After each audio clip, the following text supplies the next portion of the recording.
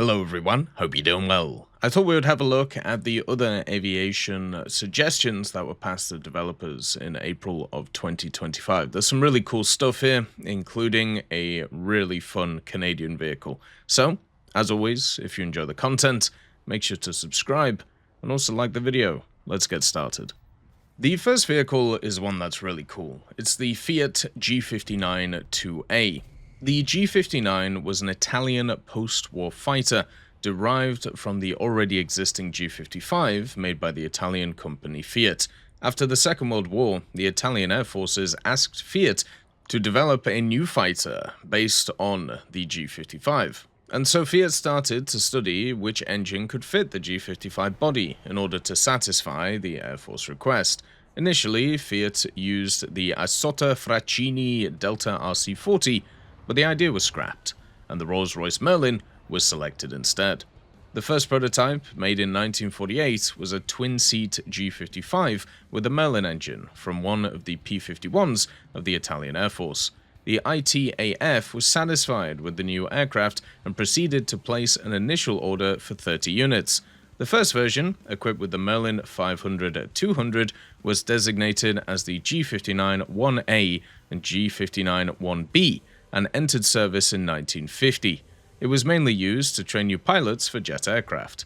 The second version, designated G59-2B, was a twin-seat version made for training, with 19 units being produced after 1950.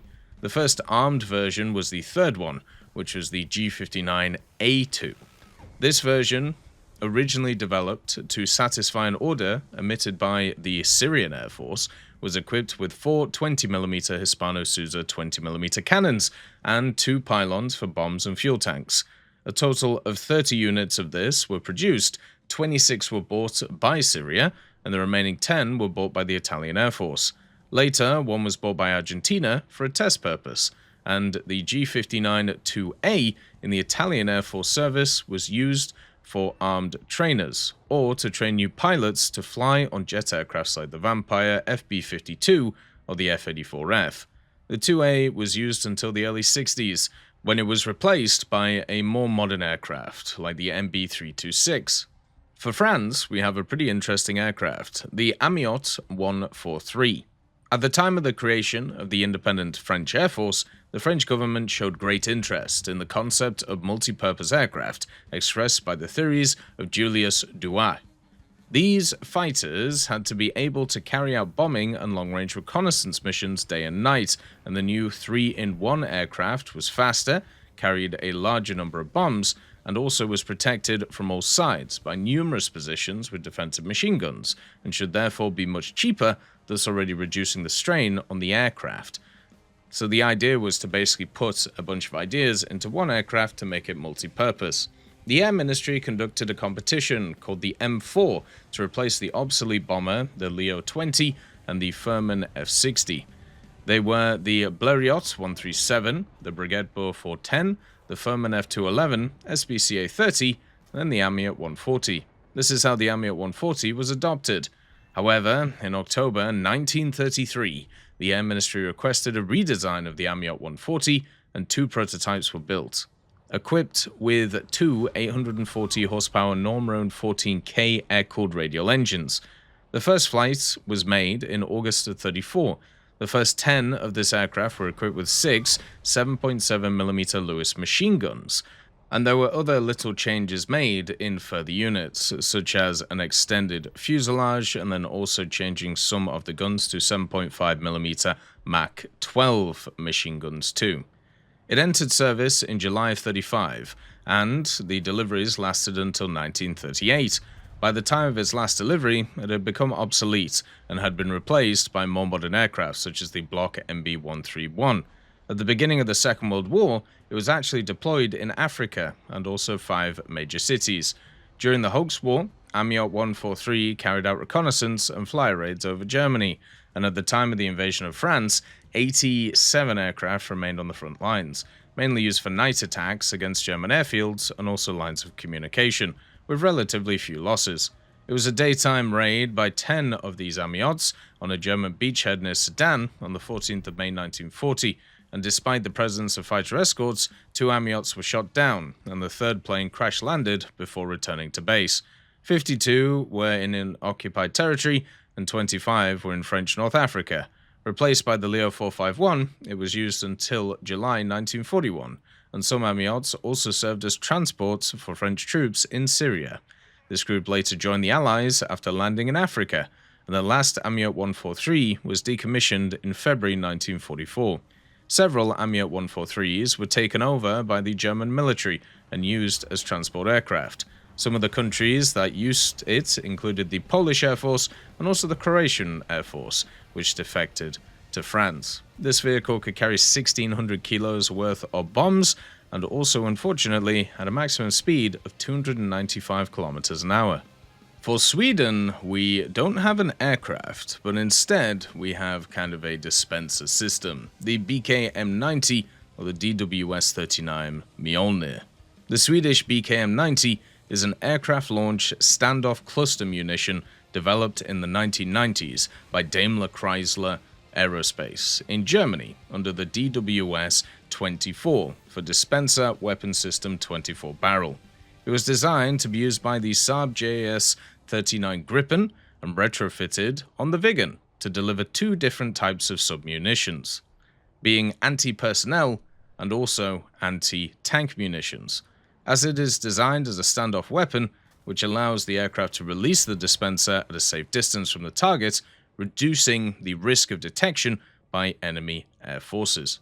The BKM-90 was developed as part of Sweden's efforts to modernize its military capabilities in the post-Cold War era. The weapon is based on the German DWS-24, a cluster munition system built by Daimler Chrysler. It was intended to provide the Flygvapnet with an effective way to target multiple objectives over a wide area, and the BKM-90 is a GPS and inertial guided glide munition, meaning it does not have a propulsion system, but it glides towards its targets after release. These precision navigation systems allow for accurate targeting even in adverse weather conditions. The anti-personnel sub-munition is known as the MJ-1, and the armor-penetrating bomblets are known as the MJ-2. These sub-munitions are dispersed over a wide area as the dispenser glides over the target zone, creating a swath of coverage that increased the likelihood of hitting personnel as well as vehicles. The BKM-90 was developed for use in situations where the Flygvapnet needs to quickly disable and destroy enemy ground forces, specifically in situations where there is a mixture of personnel and light to medium armored vehicles. The ability to release the weapon from a distance with preset or set a waypoint in the cockpit enhances the survivability of the aircraft and its crew in contested airspace.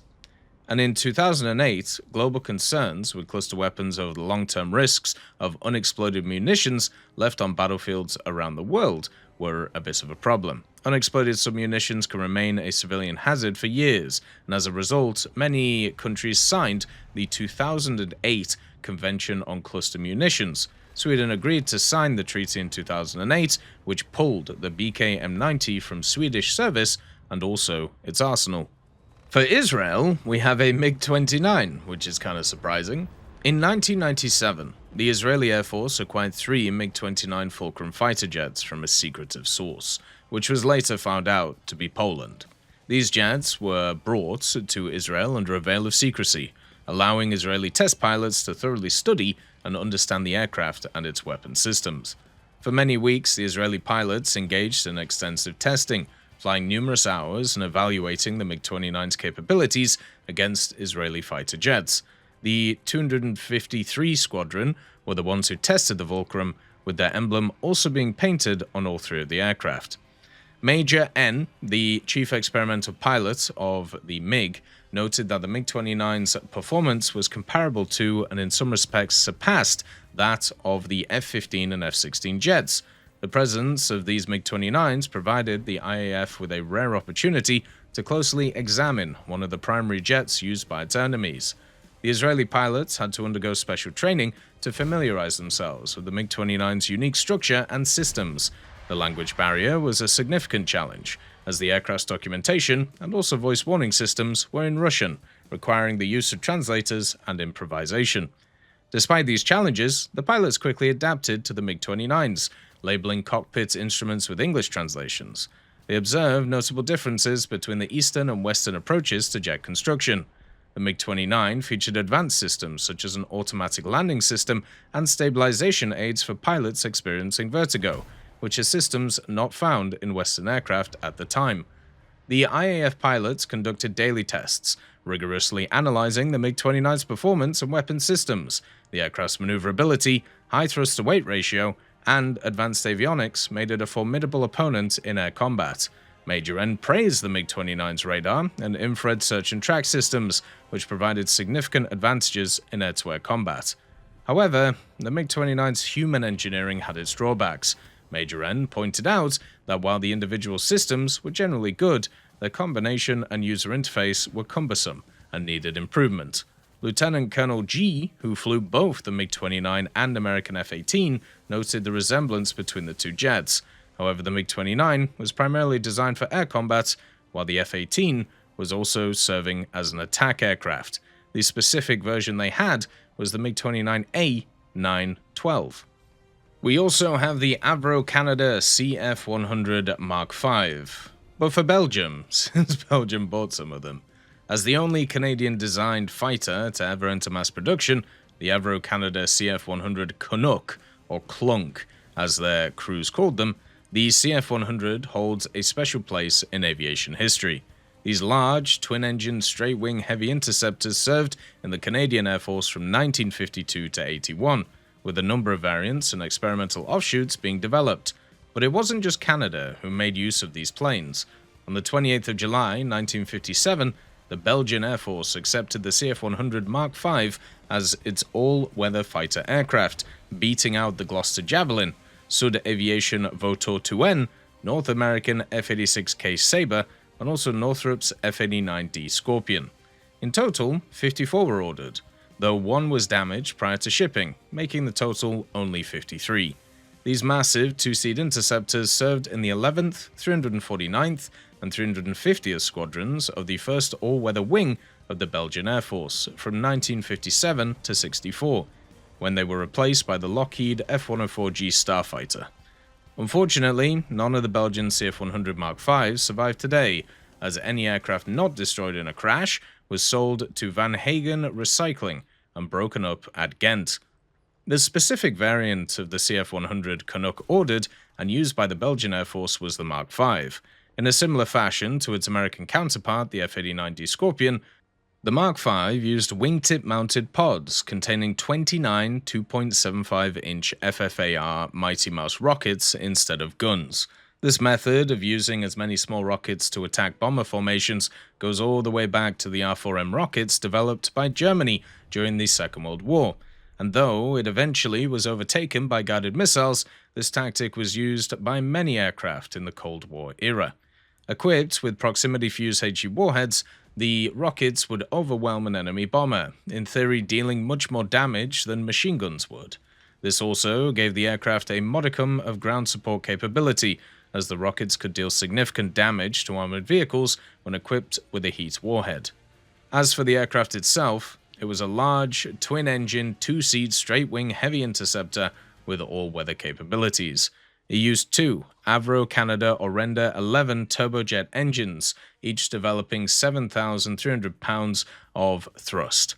With a TW ratio of 0.44, the CF-100 could manage a top speed of 888 km an hour, though one did manage to break the sound barrier in a dive during a special test. However, the CF-100 is not known for agility, hence the Clunk nickname. It was, however, well known for its impressive rate of climb, making it well suited to the interceptor role. To assist in the interceptor or all-weather fighter roles, the CF-100 was fitted with an AN/APG-40 radar, also found on the F-89D Scorpion and also the F-94C Starfire. Lastly, the Mark V specifically had a 1.06 meter long wing and a larger tailplane, making operations at higher altitudes easier. All in all, the CF-100 Mark V was a solid, strong, sluggish brick of an interceptor with a pretty interesting armament. As always, I hope you have a wonderful day, and I'll see you next time.